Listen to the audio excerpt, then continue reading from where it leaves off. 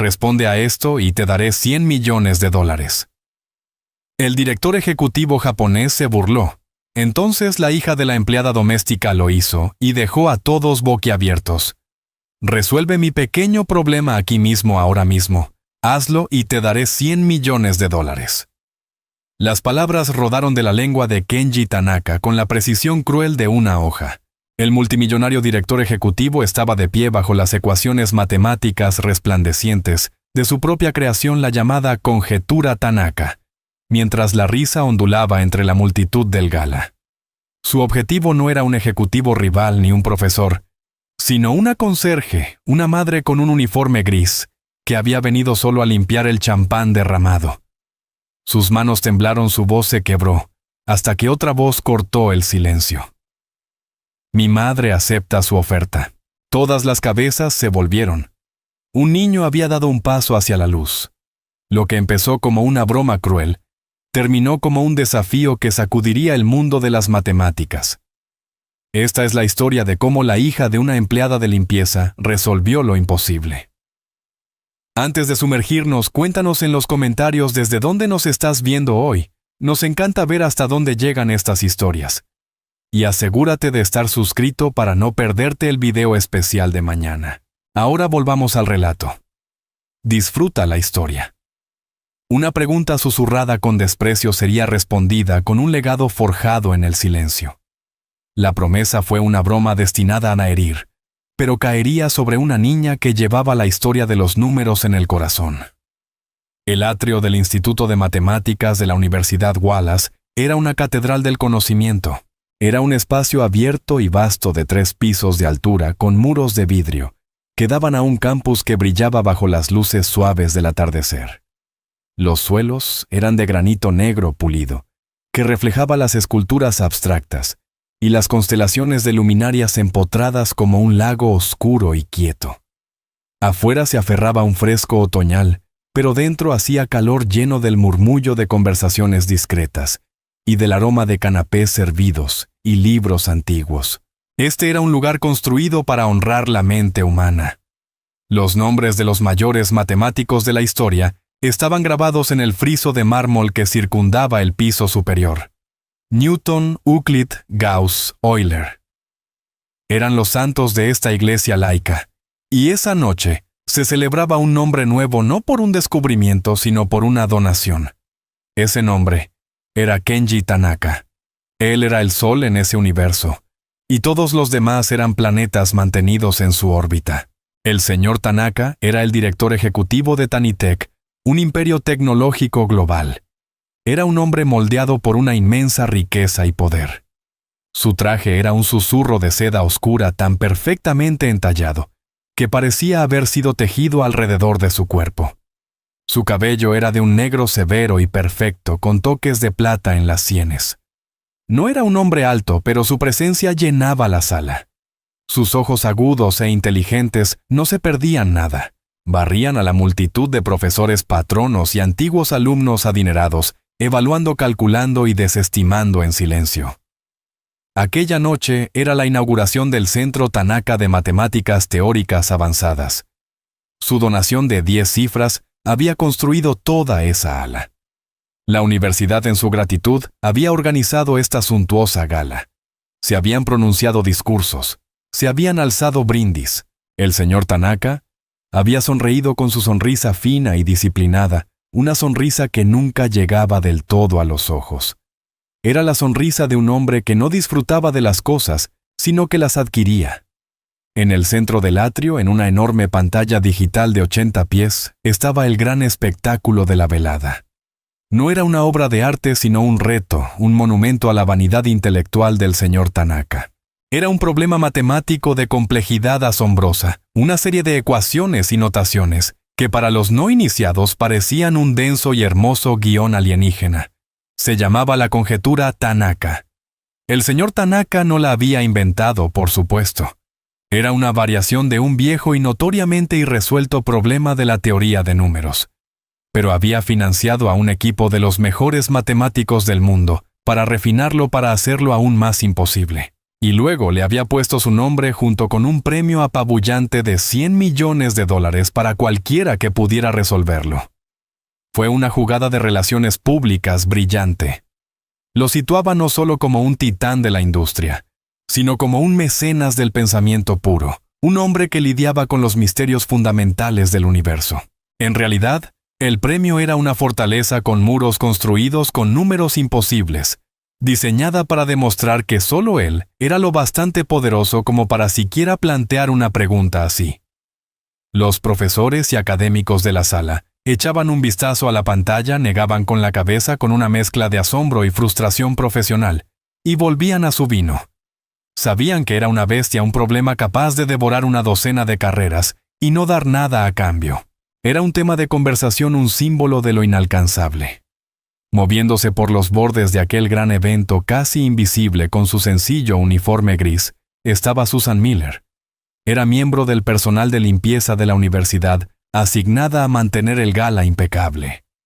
Ella se movía con la gracia silenciosa de años, intentando no ser notada.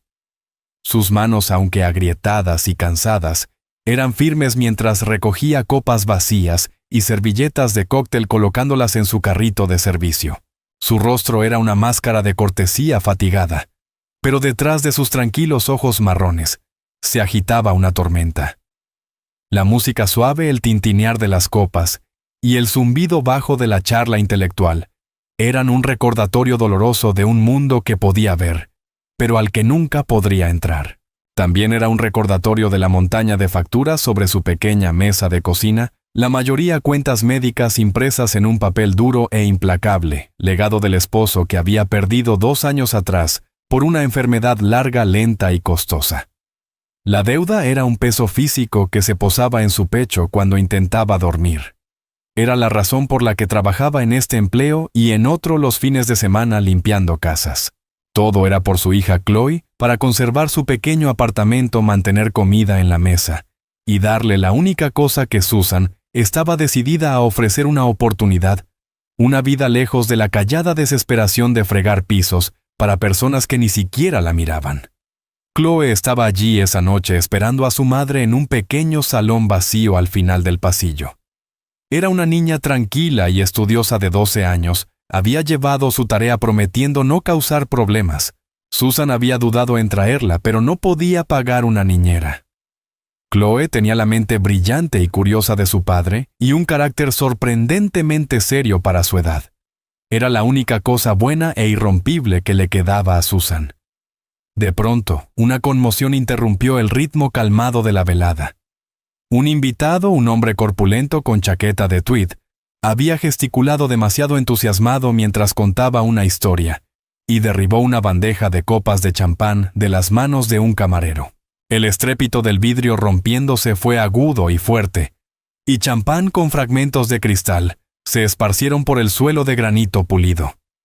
El accidente ocurrió a solo unos pasos de Kenji Tanaka, que estaba conversando con el rector de la universidad, el Dr. Croft. Se detuvo a mitad de frase, su rostro oscureciéndose de fastidio. La interrupción, el desorden y la repentina ruptura del orden lo ofendieron. Sus ojos agudos buscaron a alguien a quien responsabilizar. El camarero ya balbuceaba disculpas con el rostro pálido de miedo, y el hombre del tweed se mostraba turbado y avergonzado. Pero la mirada de Tanaka pasó de largo sobre ambos, y se posó en el blanco más cercano y conveniente, la mujer del uniforme gris, Susan.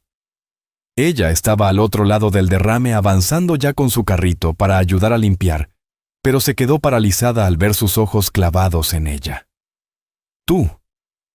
Su voz no era alta, pero sí tan fría y cortante como los vidrios rotos en el suelo. Atravesó el murmullo que los rodeaba, creando un pequeño bolsillo de súbito silencio. «Esto es tu responsabilidad. Esta área debería mantenerse despejada. Mis invitados no deberían estar expuestos a esta clase de torpeza». El corazón de Susan comenzó a latir con fuerza. «Señor, fue un accidente. Estaba a punto de...» «No estabas haciendo tu trabajo», la interrumpió con la voz impregnada de desprecio. Dio un paso hacia ella. El rector de la universidad parecía incómodo, pero no dijo nada. Nadie contradecía a Kenji Tanaka. A ustedes se les paga para ser invisibles y para asegurarse de que cosas como esta no ocurran. Parece que estás fallando en ambas. La reprimenda pública fue como una bofetada. Susan sintió un rubor ardiente subirle por el cuello y percibía los ojos de los invitados clavados en ella, curiosos ante el pequeño drama. Bajó la mirada al suelo deseando que se abriera y la tragara. Esa era la parte del trabajo que más odiaba, no el trabajo en sí, sino la crueldad casual e irreflexiva de la gente, a la que servía el constante y punzante recordatorio de su posición. Pero Tanaka no había terminado. Era un hombre que disfrutaba haciendo notar un punto, y ahora tenía una audiencia. Una idea teatral y perversa iluminó sus fríos ojos. Con un movimiento de muñeca señaló la enorme pantalla que dominaba el atrio. «Quizá tus habilidades se adapten mejor a otro tipo de limpieza», dijo con una sonrisa cruel. Los invitados se inclinaron hacia adelante percibiendo un espectáculo. «No entiendo, señor», susurró Susan. Eso dijo él señalando la conjetura Tanaka. «Está desordenado. ¿Un problema?» «Pareces estar rodeada de problemas». El pequeño grupo alrededor rió entre dientes. «Limpias suelos, dejas todo en orden. ¿Por qué no pones eso en orden para mí?» La sugerencia era tan extraña, tan absurdamente insultante, que las risas contenidas se transformaron en carcajadas abiertas. El sonido resonó en el vasto espacio, el sonido de gente rica y poderosa disfrutando de la humillación de alguien a quien consideraban por debajo de ellos. Susan se sintió mareada. No podía comprender el nivel de malicia necesario para burlarse de alguien tan públicamente. «Yo no puedo hacer eso, señor», dijo con la voz temblorosa. «Es matemáticas». «¿Ah, sí? Eso es lo que es», dijo el señor Tanaka fingiendo sorpresa. «Pensé que tal vez era una nueva clase de arte moderno». Las carcajadas crecieron más fuertes. Él lo estaba disfrutando ahora. Decidió escalar el espectáculo. Dio otro paso hacia ella bajando la voz a un gruñido bajo y burlón. «Soy un hombre generoso», anunció girándose hacia su audiencia. «Esta mujer claramente tiene una vida difícil. El mundo no ha sido amable con ella». Hizo un gesto despectivo con la mano. «Así que le haré una proposición, un pequeño juego». Clavó de nuevo sus ojos afilados en Susan. «Tú, la mujer de la limpieza, resuelve mi pequeño problema aquí mismo, ahora mismo responde la pregunta». «Si lo haces», sonrió con una mueca depredadora, «te daré el dinero del premio. $100 millones la cantidad completa. Podrías pagar tus cuentecitas con eso, ¿no? Comprar una bonita casa, no volver a limpiar un piso en tu vida. ¿Qué dices?» El atrio estalló.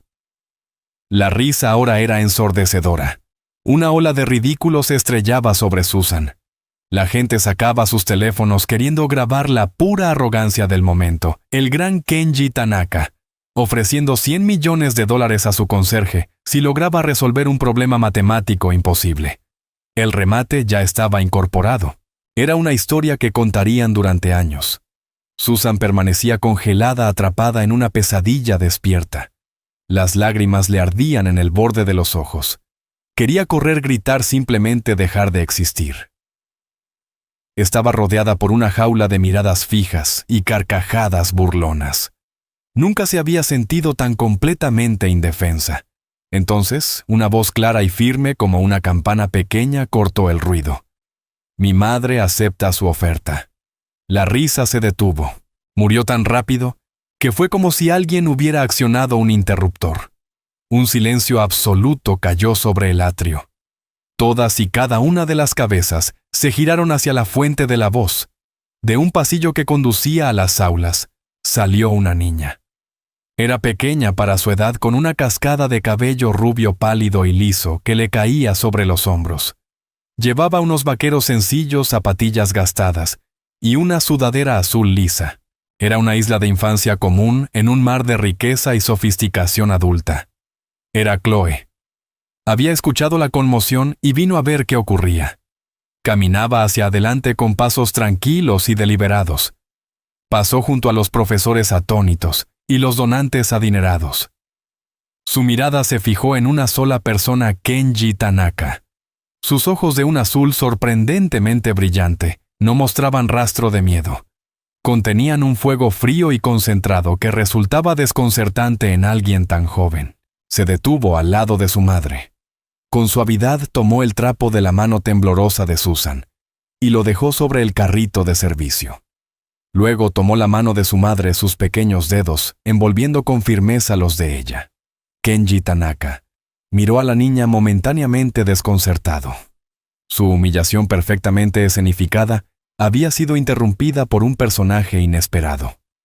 Una chispa de irritación cruzó su rostro, pero fue reemplazada rápidamente por una diversión más profunda. ¿Y tú quién eres?, preguntó con la voz rebosante de condescendencia. Soy Chloe Miller, dijo la niña con voz firme y clara, que se escuchó sin esfuerzo en la sala silenciosa, y en nombre de mi madre acepto su trato. El silencio que siguió a la declaración de Chloe fue diferente al anterior. La burla se había desvanecido, reemplazada por una curiosidad tensa y eléctrica. Ya no era un simple acto de acoso. Era una confrontación. Una niña de no más de 12 años acababa de enfrentarse al hombre más poderoso de la sala. La audacia era sobrecogedora.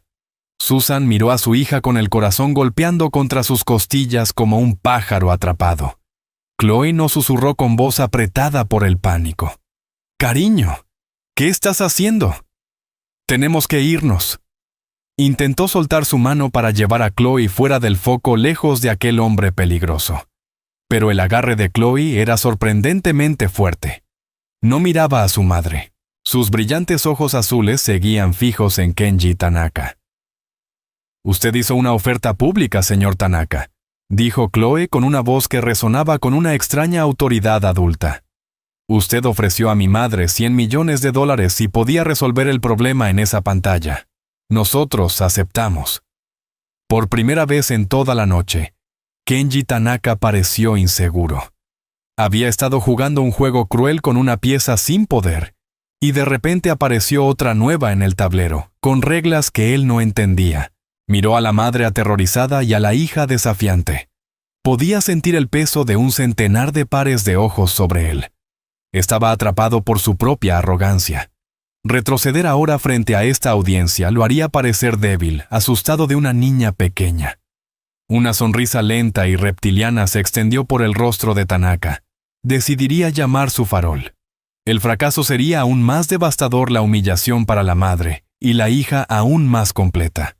«Muy bien», dijo con la voz retumbante al recuperar el control. «La chica tiene espíritu. Lo admiro». Se volvió hacia la multitud representando el papel de un mecenas magnánimo. «¿Todos lo han oído?». La hija de la conserje acepta el reto en nombre de su madre. Unas risas nerviosas y dispersas recorrieron a los invitados. El ambiente había cambiado. Ahora se sentía más afilado, más personal. El Dr. Croft, rector de la universidad, finalmente dio un paso adelante visiblemente incómodo. «Señor Tanaka, quizá esto ya ha ido demasiado lejos. Ella es solo una niña». «Tonterías, doctor», dijo Tanaka con un gesto despectivo. «La niña quiere jugar. Veamos qué puede hacer. Será educativo para todos». Sus ojos brillaron con malicia. «El escenario es tuyo, pequeña». Hizo un gesto grandilocuente hacia la enorme pantalla al frente del atrio. Chloe apretó por última vez la mano de su madre, transmitiéndole calma. «Está bien, mamá», susurró tan suavemente que solo Susan pudo oírlo. Él hizo una promesa. Todos lo escucharon. Luego soltó la mano y caminó hacia el estrado donde estaba el panel de control de la pantalla. La multitud se abrió para dejarla pasar, un mar silencioso de smokines y vestidos de gala. Su pequeña figura con la sudadera y los vaqueros sencillos parecía increíblemente frágil frente al telón de fondo de tanta riqueza y grandeza intelectual. El señor Tanaka cruzó los brazos, la imagen misma de la confianza arrogante. Sus socios sonreían con sorna, ya imaginando el resultado patético. Se la imaginaban mirando en blanco la pantalla o garabateando un dibujo infantil antes de romper en llanto. Esperaban una comedia, pero Chloe no se dirigió directamente al panel de control. En cambio, se detuvo a unos 6 metros de la pantalla y comenzó a caminar lentamente de un lado al otro. Sus pasos eran silenciosos sobre el suelo de granito. Con la cabeza ligeramente inclinada hacia arriba, sus ojos no contemplaban la pantalla con asombro infantil, sino con una concentración intensa y estrecha, recorriendo la compleja red de ecuaciones con una seriedad profundamente inquietante. No solo la miraba, la estaba leyendo. Se detuvo en el extremo derecho de la pantalla, luego caminó hacia el extremo izquierdo. Estaba asimilando el problema en su totalidad, viendo su forma, su estructura. Un profesor de matemáticas en la primera fila murmuró a un colega: «¿Qué está haciendo? No es un cuadro». La sonrisa de Tanaka se ensanchó. La absurdidad era más rica de lo que había imaginado. «¿Tienes problemas para encontrar un punto de partida pequeña?», preguntó con voz cargada de fingida simpatía. Chloe lo ignoró por completo. Terminó su lento recorrido y se dirigió al pequeño atril del estrado. Sobre él había un lápiz óptico inalámbrico para interactuar con la pantalla digital. Lo tomó, sosteniéndolo en su pequeña mano, sintiendo su peso la herramienta de un matemático moderno. Se giró hacia la pantalla. Durante un largo momento permaneció allí de pie con los ojos cerrados. La sala estaba tan silenciosa que se podía escuchar el zumbido tenue de los servidores en el sótano del edificio. Los invitados intercambiaron miradas confusas. No era el fracaso torpe y lloroso que les habían hecho esperar. Esto era otra cosa algo extraño. La calma de la niña era desconcertante. Se sentía antigua, fuera de lugar en un cuerpo tan joven. Era la calma de un gran maestro antes de la primera jugada, la de un compositor que escucha toda la sinfonía en su mente antes de escribir la primera nota. Susan observaba a su hija el corazón, un doloroso torbellino de terror y una extraña inexplicable chispa de esperanza. Había visto a Chloe así antes, pero nunca en un lugar como ese. En casa, Chloe podía pasar horas con los viejos libros universitarios de su padre, llenos de símbolos que Susan nunca entendió. Llenaba cuadernos con su elegante y precisa caligrafía, cubriendo páginas enteras con ecuaciones. Susan siempre había pensado que era un juego, una manera de que Chloe se sintiera cerca del hombre brillante y bondadoso, al que seguía echando tanto de menos. Nunca imaginó que fuera algo más. Tras un largo momento de silencio, Chloe abrió los ojos. Avanzó hacia la pantalla que se erguía sobre ella como un muro negro de complejidad infinita. Con un movimiento suave y practicado, apoyó el lápiz en la superficie.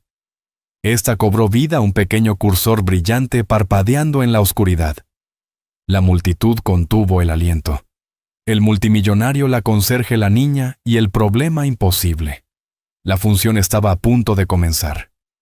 Chloe respiró hondo como quien se prepara para lanzarse a un agua helada. Entonces comenzó a escribir. Sus primeras marcas en la pantalla no fueron números ni variables. Fueron una serie de formas geométricas, un hexágono, un dodecaedro y una serie de círculos entrelazados. Eran elegantes y perfectamente delineados. Un murmullo bajo de confusión recorrió a los académicos reunidos. «¿Qué es esto?», susurró un profesor. «¿Está garabateando? Esto es teoría de números, no geometría». El señor Tanaka dejó escapar una breve risa triunfante. Parece que nuestra prodigio es una artista, no una matemática. La tensión en la sala se rompió. Una ola de risas aliviadas barrió a la multitud.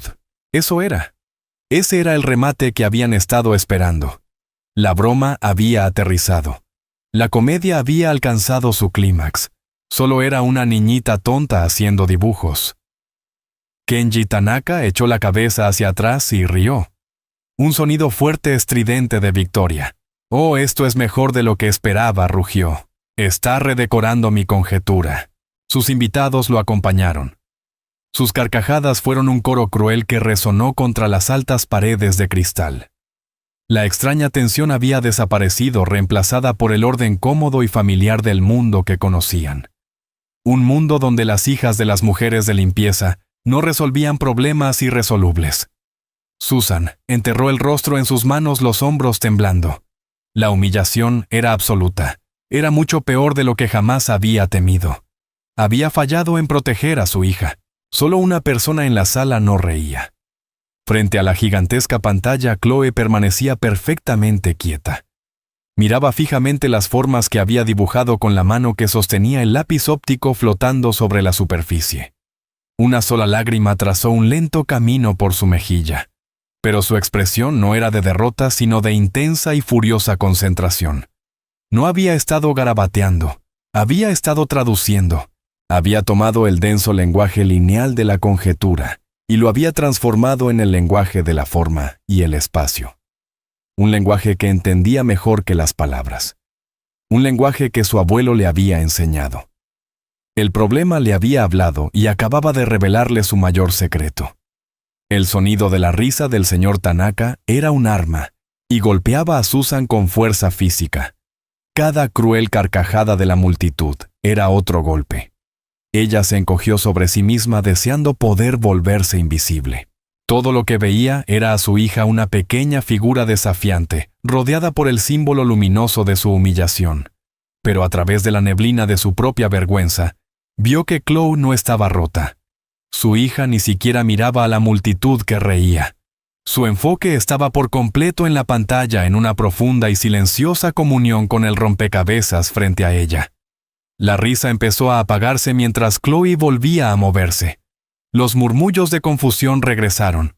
Tocó la pantalla con el lápiz óptico y con unos pocos trazos rápidos y firmes, comenzó a conectar los vértices de las figuras que había dibujado. Líneas se entrecruzaban en la pantalla creando una nueva red más compleja. Luego, en cada intersección, empezó a escribir números ecuaciones. Los académicos de la sala se inclinaron hacia adelante, sus expresiones cambiando de diversión a curiosidad y luego a incredulidad. Un momento susurró un joven profesor en la primera fila con los ojos muy abiertos. «Mira esa notación. Es una transformada de Fourier pero aplicada a un grupo poliédrico. Eso se supone que no es posible». Chloe trabajaba con una velocidad y una confianza hipnóticas. El lápiz óptico volaba por la pantalla dejando tras de sí un rastro de lógica cristalina y elegante. Ya no estaba garabateando. Estaba construyendo algo. Estaba construyendo una demostración. Pero lo estaba haciendo de una forma que ninguno de ellos había visto jamás. Estaba tejiendo ramas dispares de las matemáticas, geometría, teoría de números. Álgebra abstracta como si fueran hilos de un único y hermoso tapiz. La risa de Kenji Tanaka se había detenido por completo. Observaba con una delgada sonrisa ilegible congelada en su rostro. Sus brazos seguían cruzados, una postura de aparente superioridad relajada, pero sus ojos estaban entrecerrados. Esto no estaba en el guión. El aire en el atrio se volvió espeso con un nuevo tipo de tensión. La diversión había desaparecido, reemplazada por una profunda e inquietante sensación de asombro. «¿Qué está haciendo esta niña?», dijo el joven profesor, ahora con la voz llena de reverencia. Le hablaba al Dr. Croft, el rector de la universidad, que permanecía a su lado igualmente hipnotizado. No lo está resolviendo de frente. Lo está flanqueando. Ha redefinido el espacio dimensional del problema. En esencia, lo ha traducido a otro lenguaje matemático. Un lenguaje donde las paradojas se resuelven solas. El Dr. Croft miró fijamente a la pequeña. «¿Quién es ella?», susurró. Chloe estaba en su propio mundo ahora. La sala, la gente, la presión, todo se había desvanecido. Solo existía el problema. El hermoso, complejo y maravilloso problema. Podía sentir las piezas encajando, la lógica fluyendo a través de ella como música. Era una sensación que conocía bien, la sensación de claridad, de ver la estructura profunda y oculta de las cosas. Era su don. Era su legado. Su abuelo Robert Miller había sido un hombre callado que olía a papel viejo y tabaco de pipa. Nunca había hablado mucho de la guerra. Él había sido un descifrador de códigos, uno de los genios silenciosos que trabajaron en secreto, librando una guerra de números y patrones. Le había dicho que los números no eran solo herramientas para contar, eran una historia. La historia del propio universo. Todo tiene una forma, Chloe solía decirle dibujando en una servilleta en su pequeña cocina. Incluso un número, incluso un secreto. Si puedes encontrar la forma del problema, puedes encontrar la forma de la respuesta. Le había enseñado a ver las formas. Le había enseñado su extraño lenguaje secreto de lógica geométrica. Después de lo que pareció una eternidad, pero que quizás solo fueron 20 minutos, Chloe se detuvo. Había llenado una vasta sección de la pantalla con una densa y brillante red de ecuaciones. Se echó hacia atrás y contempló su trabajo. Era una estructura sobrecogedora, una catedral de pura razón. Entonces lo borró todo. Un jadeo colectivo recorrió a la multitud. ¿Había fracasado? Había llegado a un muro. La sonrisa cruel del señor Tanaka regresó. Parece que el pajarillo ha volado tan alto como podía, se burló. Pero Chloe no lo había borrado porque estuviera mal. Lo había borrado porque ya no lo necesitaba. El andamio estaba construido y lo había usado para subir hasta la cima. Ahora podía ver la respuesta final. No necesitaba mostrar todo su trabajo. Solo necesitaba enunciar la verdad. Se giró hacia una sección limpia de la pantalla. Con una mano que no temblaba, escribió una sola línea final de símbolos. Era corta, elegante y devastadoramente simple. Debajo escribió 3 letras QD. Dejó el lápiz sobre el atril. El pequeño clic resonó en la sala muerta de silencio. Se volvió para mirar a Kenji Tanaka. Su rostro estaba sereno, sus ojos azules claros y directos. Tenía una mancha de luz de la pantalla en la mejilla. Ahí está, dijo. Su voz no era jactanciosa. Era una simple declaración de hecho. La respuesta. Una ola de absoluta incredulidad recorrió a la multitud. Era imposible. No podía ser tan simple. Las mentes más brillantes del mundo habían luchado con ese problema durante décadas. Ella lo había resuelto en menos de media hora, y su demostración final era una sola línea. Un hombre alto y anciano de cabello blanco alborotado y ojos bondadosos e inteligentes se abrió paso hasta el frente. Era el Dr. Alistair Finch, profesor visitante de Cambridge y ganador de la medalla Fields, el mayor honor en matemáticas. Era sin duda el matemático más respetado del edificio. Miró fijamente la línea en la pantalla con la boca entreabierta. Se acercó entornando los ojos siguiendo la lógica en su mente. Los segundos se estiraron como una eternidad. Toda la sala aguardaba su veredicto. Finalmente se apartó de la pantalla. No miró a la multitud, sino a la pequeña niña rubia que estaba en el estrado. Su expresión era de asombro profundo sacudido hasta el alma. «Dios mío», susurró con la voz cargada de emoción. Luego se volvió hacia el público silencioso. «Es correcto», dijo con la voz creciendo en fuerza. «No solo es correcto, es revolucionario. Su simplicidad es lo más hermoso que he visto en mi vida». La sala estalló. Esta vez no era risa. Era una ola espontánea y atronadora de aplausos mezclados con gritos de incredulidad y jadeos de asombro. Los profesores, los benefactores, los exalumnos. Todos estaban de pie aplaudiendo, vitoreando, mirando a la pequeña niña con la sudadera azul como si acabara de realizar un milagro. Porque lo había hecho. Susan se dejó caer en una silla cercana, sus piernas ya incapaces de sostenerla. Las lágrimas fluían libremente ahora, pero no eran de vergüenza. Eran de shock, de alivio, de un amor feroz y abrumador por su extraordinaria hija.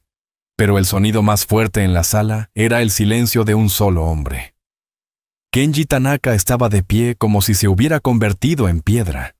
Su rostro estaba blanco, su mandíbula floja, sus ojos abiertos de par en par, con un horror que iba mucho más allá de la pérdida de dinero. Esto era una ejecución pública de su arrogancia. Había construido su mundo sobre la base de su propia superioridad. Y una niña de 12 años acababa de demolerlo frente a todos los que le importaban. Las mismas leyes del universo, sentía, lo habían traicionado personalmente. Chloe cruzó el estrado hasta quedar justo frente a él. Extendió su mano vacía, la palma hacia arriba. Su voz, cuando habló, fue baja, pero cargaba con el peso de una jueza dictando sentencia. «Usted hizo una promesa, señor Tanaka». El mundo de Kenji Tanaka se había reducido a 2 cosas: el rostro de la pequeña frente a él y el peso aplastante de $100 millones. Su mente, un instrumento afinado para calcular riesgos y maximizar ganancias, estaba colapsando. Los números no cuadraban. Las variables eran imposibles. La hija de una conserje, una burla pública ridícula, un problema irresoluble. Nada encajaba. Se quedó mirando la mano extendida de Chloe. Era pequeña, limpia y firme. Era la mano de una niña, pero en ese momento tenía más poder que toda la junta directiva de Tanaka. Era la exigencia de una deuda que él nunca había pensado pagar, una deuda forjada en su propia burla pública. Su primer instinto fue arremeter, llamarla tramposa, alegar que era un truco, una farsa premeditada. Pero al mirar más allá de ella hacia el mar de rostros en la multitud, vio que eso era imposible. Vio la expresión arrebatada en el rostro de Alistair Finch, un hombre cuya reputación era tan sólida como las verdades matemáticas que estudiaba. Vio a los profesores de la universidad asintiendo entre sí, sus rostros iluminados por la emoción del descubrimiento. Vio a los invitados, sus invitados, mirándolo con una mezcla de asombro hacia la niña y una fría curiosidad expectante hacia su respuesta. Todos habían sido testigos. Él había preparado el escenario, escrito el guión y elegido a los actores. Simplemente esperaba un final distinto. «Esto es absurdo», logró decir al fin con la voz enronquecida y ahogada. Ya no tenía su tono habitual de mando. Sonaba como un rey al que un peón acaba de darle jaque mate. «Usted hizo una oferta, señor Tanaka», dijo el Dr. Croft, el rector de la universidad, dando un paso al frente. Su timidez anterior había desaparecido, reemplazada por una postura firme y protectora. Se colocó un poco detrás de Chloe, un guardián silencioso. Un contrato verbal ante más de 100 testigos. Era una figura retórica, silbó Tanaka, perdiendo la compostura. Una broma. No puede exigirme que cumpla eso. El Dr. Finch avanzó con sus amables ojos ahora duros como diamantes. Una broma, señor Tanaka. Le pareció divertido humillar públicamente a una trabajadora y a su hija. Usó la plataforma de esta gran universidad, un lugar de aprendizaje e integridad, para montar una obra cruel de teatro con fines de entretenimiento personal. Y usó mi campo, mis hermosas matemáticas, como su arma. Señaló la pantalla donde la única línea elegante de la prueba de Chloe seguía brillando. Eso no es una broma. Eso es una obra de genio, un regalo. Y esta niña dijo con voz resonante de autoridad: acaba de darle a esta institución un descubrimiento más valioso que toda su donación. Un descubrimiento que usted intentó mancillar con su mezquina crueldad. La multitud murmuró en acuerdo. La marea de la opinión se había vuelto completamente en su contra. Ya no era el benefactor poderoso, era el villano de la historia. Chloe no se había movido. Su mano seguía extendida. Su mirada seguía fija, inquebrantable. Era el centro sereno de la tormenta que estaba destrozando el mundo de Kenji Tanaka. «El dinero, señor Tanaka», dijo de nuevo con voz suave pero insistente. «Mi madre tiene deudas». La declaración simple y honesta fue más devastadora que cualquier acusación. Cortó de raíz toda pretensión y ego, dejando la situación desnuda. No se trataba de genio ni de orgullo. Era una hija tratando de salvar a su madre. Tanaka miró a Susan. Ella estaba de pie ahora unos pasos detrás de Chloe. Su rostro estaba surcado de lágrimas, pero su espalda erguida. Por primera vez, él la vio no como un mueble en su mundo, sino como una persona. Vio el amor feroz y protector en sus ojos. Vio los años de dificultades grabados en su rostro. Y en ese momento entendió que no solo había perdido una apuesta, había perdido una guerra de carácter contra personas que siempre había considerado menos que humanas. Con un último suspiro tembloroso de derrota, sacó de su chaqueta un elegante teléfono negro. Sus manos temblaban ligeramente mientras tocaba la pantalla. Pronunció unas palabras cortas y secas en japonés a la persona que contestó. Luego guardó el teléfono. «Mis abogados se pondrán en contacto con la universidad por la mañana», dijo con las palabras amargas en la boca. «Ellos organizarán la transferencia de los fondos a un fideicomiso para la niña». No pudo obligarse a mirarla mientras lo decía. Se dio media vuelta y caminó hacia la salida, la espalda rígida como un mástil. Su equipo de seguridad se apresuró a despejar el camino. La multitud se apartó, pero esta vez no por respeto. Era por desprecio. Mientras avanzaba, podía sentir sus miradas clavándose como dagas en su espalda. Había entrado al atrio como un dios sol. Estaba saliendo como un agujero negro, una estrella colapsada y vacía. Cuando las puertas se cerraron tras él con un siseo, un profundo silencio cayó de nuevo sobre la sala. Duró un solo latido. Luego comenzaron los aplausos otra vez. Era un sonido cálido, genuino y jubiloso. Era para Chloe.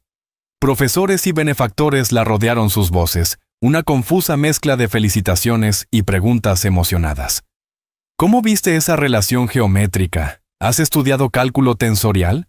¿Cuál es tu nombre, jovencita Chloe? Parecía abrumada por la atención súbita e intensa. Dio un paso atrás, su compostura empezando por fin a resquebrajarse. Buscó a su madre con la mirada. Susan se abrió paso entre la multitud y rodeó con sus brazos a su hija, abrazándola con fuerza. «Está bien, cariño», susurró en el cabello rubio de Chloe. «Se acabó. Lo lograste». Chloe enterró el rostro en el uniforme de su madre. El olor a ropa limpia y trabajo duro era un consuelo familiar. «Solo quería que dejara de ser malo contigo, mamá», murmuró. El doctor Finch se acercó a ella, su sonrisa era suave. Se dirigió a la multitud de académicos. «Démosle a la joven y a su madre un poco de espacio. ¿De acuerdo? El genio necesita respirar».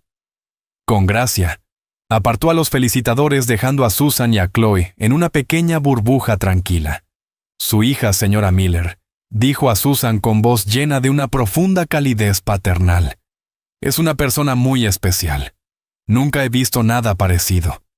Susan bajó la mirada hacia la cabeza de Chloe, con el corazón ardiendo de un amor tan feroz que dolía. Yo no entiendo nada de esto», confesó. «Su padre, mi esposo, amaba las matemáticas. Era ingeniero. Chloe tiene todos sus libros viejos. Pensé que solo estaba jugando». «Esto no es un juego, señora», dijo suavemente el doctor Finch. «Esto es una sinfonía». Miró a Chloe.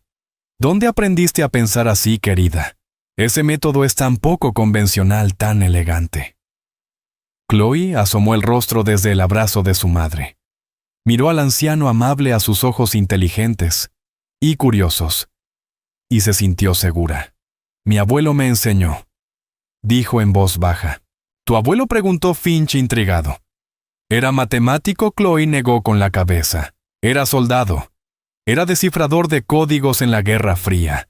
La declaración quedó suspendida en el aire, una pieza de un rompecabezas que Finch no sabía que existía. Un descifrador de códigos. Tenía un extraño sentido. La Guerra Fría había sido una guerra secreta librada con lógica y patrones. Una guerra de mentes. Los descifradores no solo resolvían problemas, buscaban el lenguaje oculto bajo ellos. Buscaban la forma del secreto. Me dijo. «Todo tiene un nombre secreto», continuó Chloe con la voz un poco más firme al recordar. «Dijo que si puedes aprender su verdadero nombre, tienes poder sobre él. Números, problemas secretos, todos tienen un nombre. Solo hay que escucharlo de la manera correcta». Su abuelo Robert Miller había sido un fantasma. Había pasado 30 años de su vida en una sala sin ventanas, escuchando la estática del mundo, buscando los susurros de los códigos enemigos. Había aprendido a ver patrones en el caos, a encontrar sentido en el ruido aleatorio. Cuando se retiró el silencio del mundo civil, fue ensordecedor. Su mente entrenada para una guerra secreta era un motor brillante sin propósito. Así que volcó todo en su nieta. No le enseñó tablas de multiplicar ni divisiones largas. Le enseñó el arte de ver.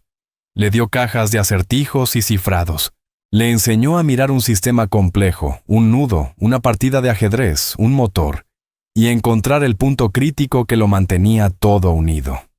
Le enseñó su lenguaje secreto de una forma de visualización geométrica, que le permitía mapear códigos complejos como objetos físicos en su mente. Reconoció en ella el mismo fuego, la misma comprensión intuitiva de las estructuras abstractas. Le dio las llaves de un reino que nunca supo que había nacido para gobernar. Le pasó su legado, un legado forjado en la guerra silenciosa y secreta de los números.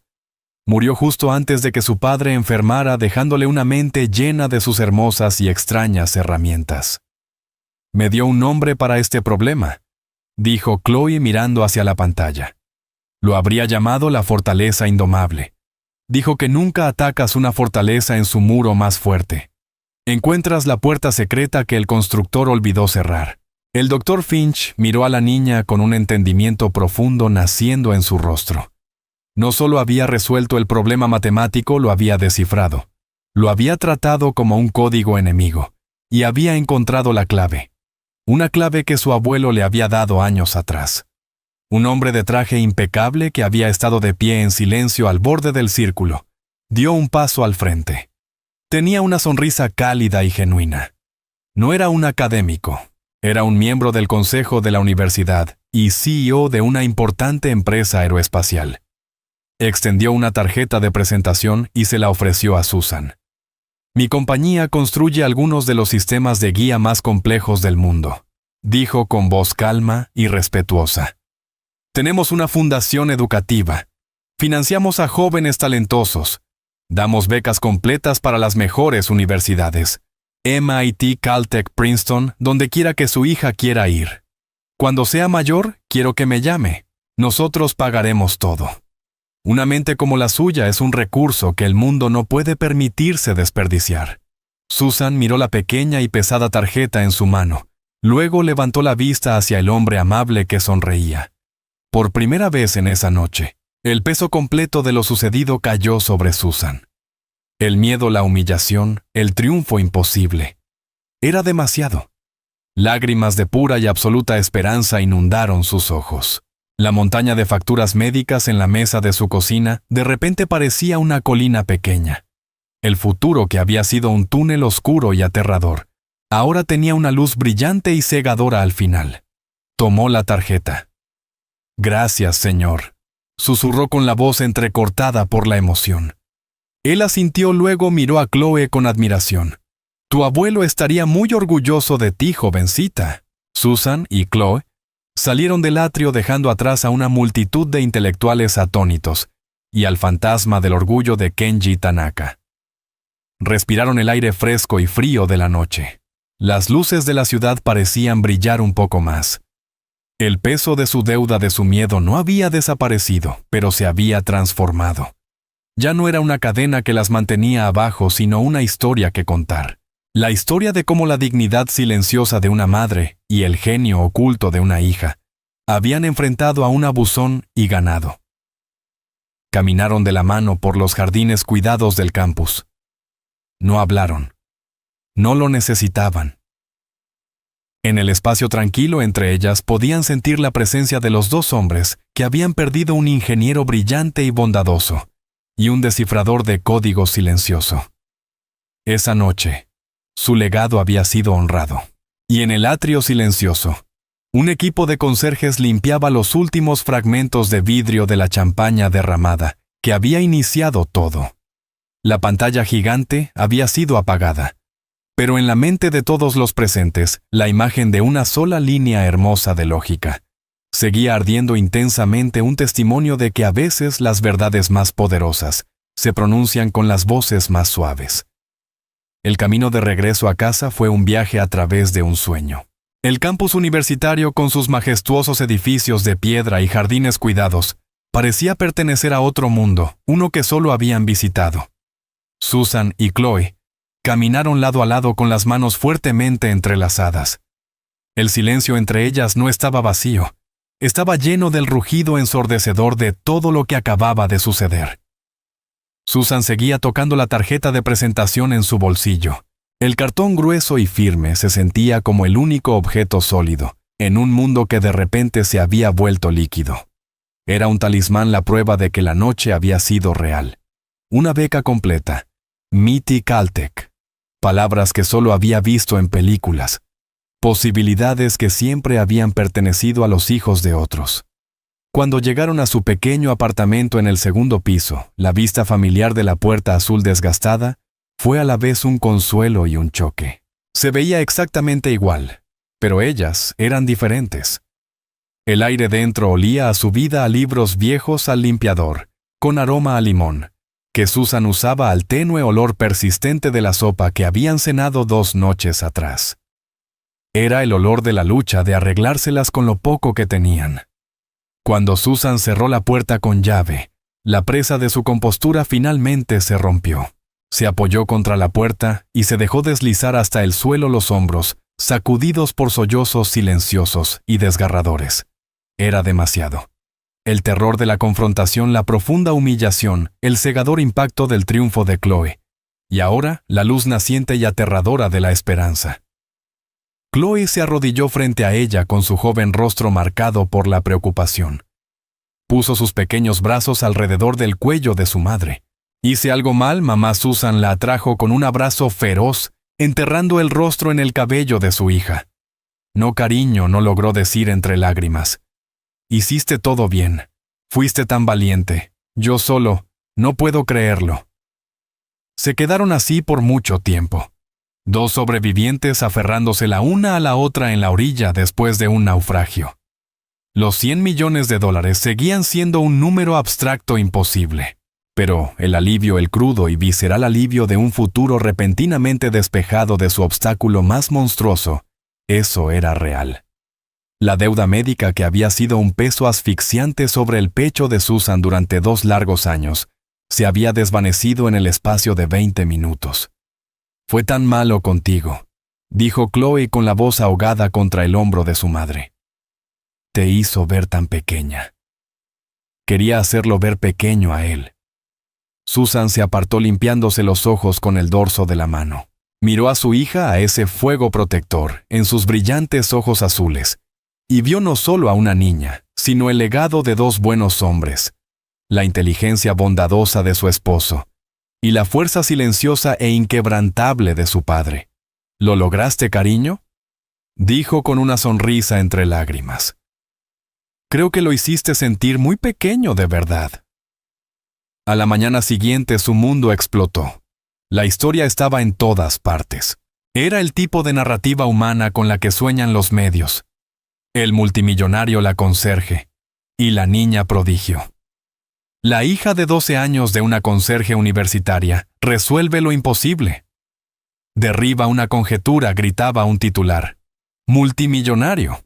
Humillado públicamente, obligado a pagar premio de $100 millones, gritaba otro titular. El pequeño edificio de apartamentos donde vivían fue sitiado por furgonetas de noticias. Periodistas acampaban en el césped lanzando preguntas cada vez que alcanzaban a ver una sombra tras las cortinas. La universidad, guiada por el Dr. Croft y el Dr. Finch, actuó rápidamente para protegerlas. Las alojaron en una suite privada y tranquila en el hotel de invitados de la universidad y se encargaron de todas las consultas de los medios. Abogados designados por el departamento fiduciario de la universidad aparecieron para gestionar la transferencia financiera. Fue un torbellino abrumador para Susan. El momento más surrealista llegó 3 días después de la gala. Estaba sentada con un abogado amable y de voz suave llamado Sr. Gable, en una oficina tranquila de la universidad. Él deslizó una tableta sobre la mesa de caoba pulida hacia ella.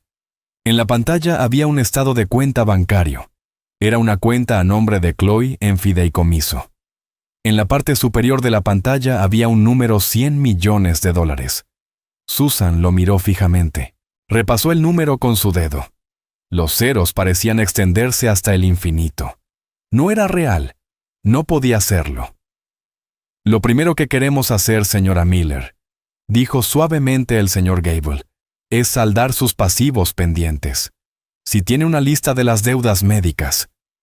Su mano tembló mientras sacaba de su bolso un fajo de papeles gastados y doblados. Eran las facturas consolidadas finales de la larga enfermedad de su esposo. Los números en esas páginas la habían perseguido en sueños durante 2 años. El señor Gable tomó los papeles, los alisó y comenzó a teclear cifras en su tableta. Hizo unos clics. Levantó la vista. «Ya está», dijo. «Todas han sido pagadas en su totalidad». Susan sintió una ligereza en el pecho, una sensación física como si una gran piedra hubiera sido levantada de su corazón. Cerró los ojos y susurró una oración silenciosa de agradecimiento a un esposo al que seguía extrañando cada día. Se había acabado. La lucha había terminado. Mientras tanto, el doctor Alistair Finch se había convertido en un hombre poseído. No le interesaban el dinero ni el circo mediático. Estaba cautivado por algo mucho más profundo, la belleza sobrecogedora de la demostración de Chloe. Pasaba horas en su despacho con la pantalla del atrio replicada en sus propios monitores, estudiando el andamiaje geométrico que ella había construido y luego descartado. Lo que le fascinaba era el método. No se parecía a ninguna disciplina matemática establecida que conociera. Era intuitivo, visual y devastadoramente eficaz. Era como Chloe había dicho, una manera de encontrar el nombre secreto del problema. Él era matemático, pero aquello se sentía como algo más. Se sentía como magia. Intrigado por la historia de Chloe sobre su abuelo, el descifrador de códigos de la Guerra Fría, decidió investigar. Llamó a algunos viejos contactos amigos en Londres y Washington, D.C., hombres que conocían bien los polvorientos archivos desclasificados del mundo de la inteligencia. Buscó información sobre un hombre llamado Robert Miller, explicó por una línea segura a un amigo del National Security Archive. Estadounidense, trabajó en inteligencia de señales probablemente desde principios de los 50 hasta finales de los 70. Es un nombre común, Alistair, respondió su amigo, y ese es un periodo muy secreto. ¿Qué hacía? ¿Eso es lo curioso?, dijo Finch mirando las ecuaciones brillantes en su pantalla. Creo que pudo haber inventado un nuevo tipo de matemáticas. Una semana después, llegó a la oficina universitaria del Dr. Finch, un grueso sobre manila sin remitente. Dentro había fotocopias de documentos fuertemente censurados. La mayoría eran jerga técnica e informes tachados. Pero un documento, un memorando interno parcialmente desclasificado de 1978, hizo que al viejo profesor se le detuviera el corazón. El memo era una evaluación final de desempeño de un analista llamado Robert Miller, escrita con motivo de su jubilación. Lo describía como un talento singular, con un método analítico profundamente poco convencional, pero altamente eficaz. Mencionaba su papel crucial en la ruptura de un complejo cifrado soviético, conocido solo como Zaratustra. Pero fue el anexo lo que hizo que la sangre de Finch se enfriara. El anexo contenía una muestra del trabajo de Miller, una página manuscrita de notas. En ella había una serie de formas geométricas, hexágonos y dodecaedros entrelazados en un patrón complejo. Era una versión embrionaria y simplificada del mismo lenguaje visual que Chloe había usado en la pantalla. Y había un documento más, una sola página apenas legible de un archivo diferente. Era una nota sobre el cifrado Zaratustra. Mencionaba que se creía que el cifrado había sido comprometido no por la inteligencia aliada, sino mediante espionaje industrial a finales de la década de 1980, cuando la Guerra Fría comenzaba a deshielarse. Una corporación tecnológica japonesa, entonces un contratista de defensa incipiente, había adquirido partes del código fuente de Zaratustra a través de canales ilícitos. El nombre de esa corporación era Tanitech. El doctor Finch se recostó en su silla las piezas del rompecabezas, encajando con una terrible y hermosa claridad. Kenji Tanaka no había inventado su conjetura de la nada. No había elegido un problema sin resolver al azar. Había encontrado algo en los archivos sellados de la propia historia oscura de su compañía, un fragmento de un brillante pero roto código soviético. Un código tan complejo, tan avanzado, que incluso con la clave parcial, sus propios matemáticos no pudieron descifrarlo por completo. No entendían su lógica subyacente. Viendo su imposibilidad como una marca de genialidad, Tanaka, en su suprema arrogancia, lo había pulido, lo había reformulado como un problema de teoría de números pura, y le había puesto su propio nombre.